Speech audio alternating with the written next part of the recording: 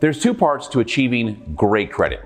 First is your credit score, and second is the type of accounts you have. Let's start with score. As a general rule, scores between 740 and 850 are considered to be great credit. This is where the best interest rates and incentives are found. Good credit is 680 to 739, and this range is usually good enough to get an approval at a great interest rate for most types of credit. Fair credit is 600 to 679. Now, this is where you're going to start seeing higher interest rates as lenders build in fees to offset their high risk. Credit scores at 599 and below are considered to be poor. Now, this is the score range we want to avoid altogether or get out of as quickly as we possibly can. Now, let's talk about the type of accounts, also called your credit mix.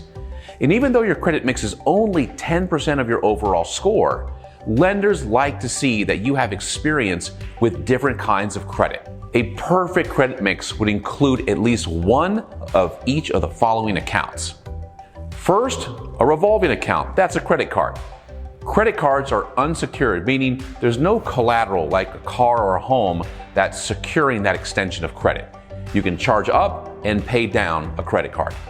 Second is an installment loan. This loan is paid over a specific period of time, like 48 to 60 months. Think of a car loan. And third, a mortgage. Now, a home mortgage is an installment loan, but it's different because qualifying for a home loan requires a degree of financial and employment stability that lenders love to see. Having said that, you don't need to own a home to reach the excellent score category of 740 and above. You can get there using the strategies that I'm going to teach you in this course. Also, you don't need all of these accounts to be currently open. They only need to be present on your credit report. For example, if you have a car loan that you paid off, say, 5 years ago, you'll get credit for that installment loan even though it's paid and closed. A good credit score is the result of stability and consistent payment history. For those working on improving their credit, this is going to become even more important during your credit repair process.